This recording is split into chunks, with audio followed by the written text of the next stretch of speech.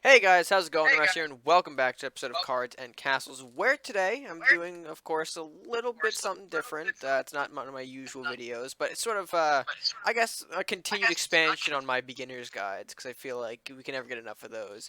And today we're talking about the Mulligans. I think I made a small detail of them in a previous video, but I feel like today we wanted to maybe express a little bit more of that to show you guys why exactly the Mulligan is important. And to help me with this, I brought on two very special people. Of course, you've seen them on the channel before. We've got Jump in one corner. I don't know where I'm pointing, but Okay, hi guys. Yeah, mulligans are one of the most overlooked aspects of the game, so I'm excited to shed some light on my thoughts. and Vasavan in the other corner. Hey guys, we're just going to talk about some do's and don'ts about mulligans, and should be a good episode. All right. So with that being said, let's get started. Alright, so we'll start off the discussion by, I guess, discussing why exactly the mulligan is so important. And we'll go to Jump for this question here. Why do you believe that the mulligan is such a crucial part of the match? I mean, most people tend to overlook it as just, a process to go through. But, I mean, what makes it a more important factor in matches than some are going to initially think? Yeah, well, it's the biggest opportunity you've got to counter bad opening hands or bad luck. You get to control your first four cards to a certain extent. So it's a really important phase that has a lot of strategy, and I hope we can explain some of the strategies behind it. Right, dude. I just want to mention, some people might look at the TV and see that maybe the hands aren't the best. Bad hands, of course, can still happen after a mulligan here, but the mulligan is still an important process in itself. And I guess we can also go into what exactly is going to be a strong card to keep in your opening hand. We'll go to Vesa for this one. What do you think is like the go-to or the look for inside a mulligan, or at least what cards should you keep in your hand and not just toss away? Right. So what I look for in my opening hand is I'm trying to set up, my first few turns, especially, turns 3, you're going first, and then, you can look a little bit more beyond that if you've got the coin. But mainly what you're looking for is early, especially units, and you just want to establish a board presence early in the game, Right, because we and are a then let unit-driven yourself draw. game. Yeah, let yourself draw onto those higher costed cards later in the game. Right, right. Uh, Pretty spot on. I don't really think anyone needs to go further. But on the opposite end of that, Jump, we're going to take a look at the bad cards. What do you think are cards that, once you see in the hand, immediately you should maybe toss those out or throw away? What would you say is like an instant card to look away from? Yeah, so an example of an instant card that you'd want to toss is something that is high cost that you want to see later in the game. So, like a Murdoch or a Northlands Ranger or a Swordsman. Those are great units to have in your deck. Just you don't want them in your opening hand. They're taking up valuable space that could give you more flexibility in the early game. And the other thing that you'll often want to throw away is spell cards, because you need to establish that presence early game with your units, not spells. Right, right. Again, going back to the point that this is a more unit-driven game, so you should be looking for those units. But diving a little more further into that, we'll go to Vesa on this one.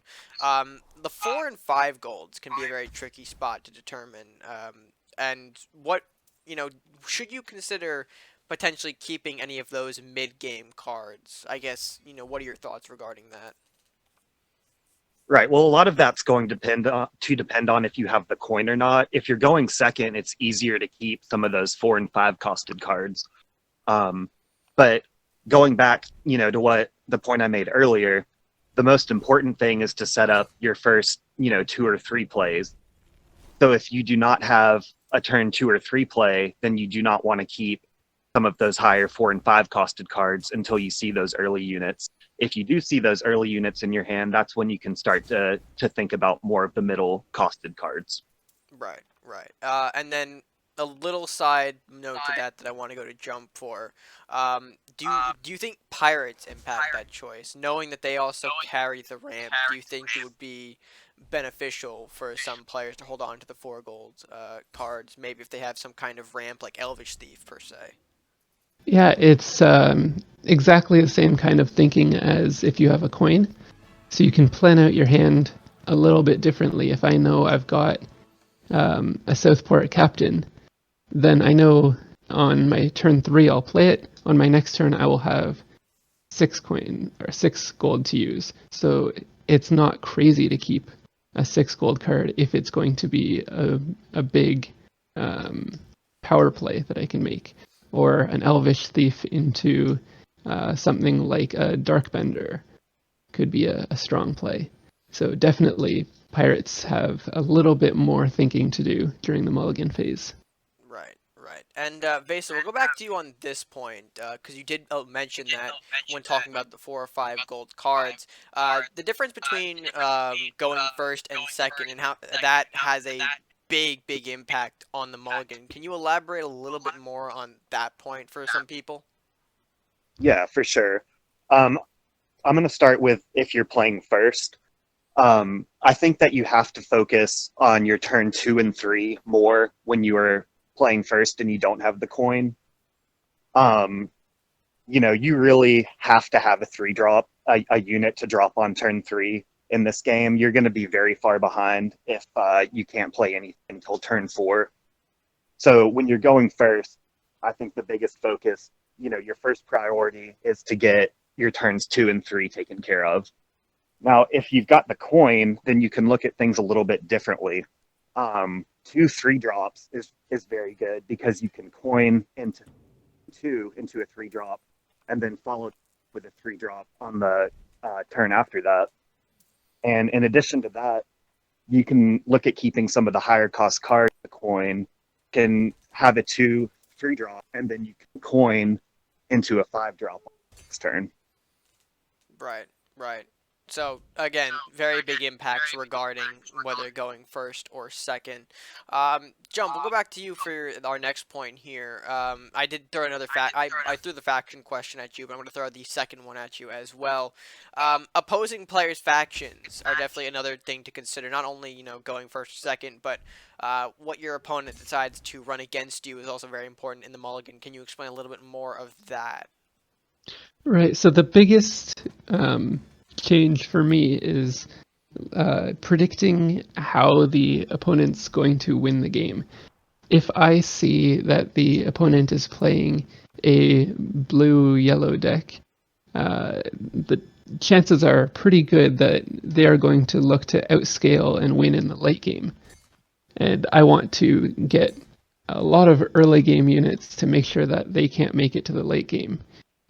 I can't afford to skip my turns. Whereas if they're playing a more of a mid-range deck, then it's not as crucial. Right, right. So makes sense there. And now, sort of the last question from me to kind of bring this all together, which is going to be a question for both of you at this point. The biggest mistake that beginners make in regards to the mulligan. Now, realize it is a little tricky to make that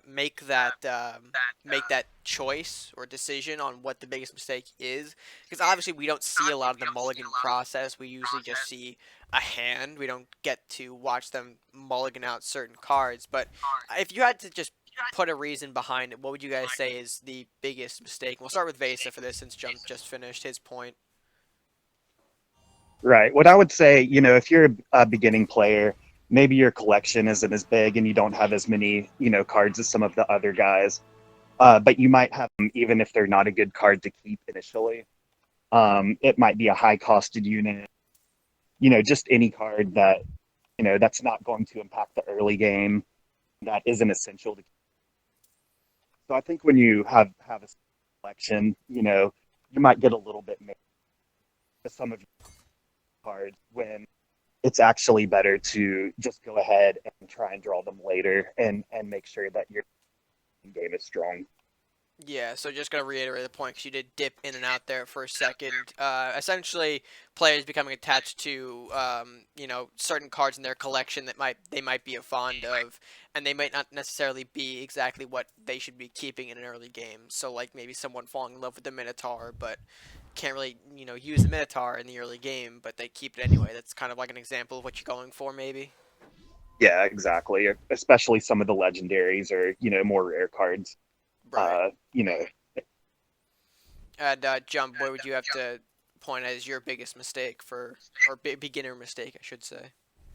I think the beginner mistake that I would expect people would make is not knowing their own deck's win conditions and sometimes throwing it away. So if you have your bases covered for surviving the early game, it can be a good idea to keep an Andrew in a Last Will deck or a Saurus in a Awakening deck, because those can turn the game around so quickly and can help you to get your victory, even if it is a um, slightly higher cost card.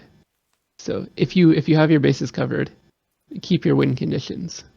Right, right, makes sense. And I think the point that I wanted to add on to this myself, because I did mention this was a question for everyone, similar to kind of Jump's point, players just or beginners who might be initially getting into the game, they usually have a lot thrown at them in the early game. We usually have a tutorial to cover the basics, but that doesn't really cover all the card options that we have here. So I definitely think that sometimes it gets down to like a beginner not knowing how a card operates or how important it is in certain aspects or certain ways. They don't understand its importance. Is what I'm trying to get at, which they could mistakenly swap it out. But of course, that's maybe I think more of a mistake as just for beginners as a whole. But I did think it was important to mention because it is, of course, something to be aware of. Very good point. Right. So I believe I've covered my bases here. Do you guys have anything else that you wanted to add into this discussion?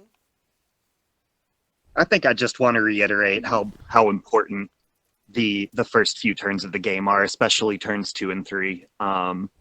You know, and that's when I'm looking to mulligan. Those are the main turns that I'm focused on. Right. Jump. Anything else? Yeah. No, that does it for me. All right. So, with that being said, guys, we are going to end off this video for now. But before we get into the outro, we want to mention that we aren't necessarily done with this discussion topic. We want to showcase a few examples. We feel like it might be a bit too much to throw into one video all at once to create this 40-minute abundance of content. So what we're going to do is just end off this video here, but be sure to check back with us tomorrow where we're going to be going into some examples and showing you guys what exactly are stronger mulligans compared to some other ones. So with that, let's go ahead and close out this video. Alright guys, and with that being said, we are going to, like I said, close out this video. If you guys did enjoy and find this helpful, be sure to let us know in the comment section below. If you enjoyed, be sure to leave a like on the video. And of course, share with your friends and subscribe if you are new. Best way to support the channel after all. And again, thanks to my friends, Jump and Vesa, for coming out and helping me with this one today. Appreciate your help, guys, on this one. Yeah, make sure Stay to tuned. subscribe so that you see the next one tomorrow. Exactly. We do have another video going out tomorrow. Vesa, do you want to, I don't know if yours got cut off, but would you want to say anything? Yeah, stay tuned. Okay. Stay tuned for more. Yep, there it is. Okay, so with that being said, guys, until next time, stay gaming.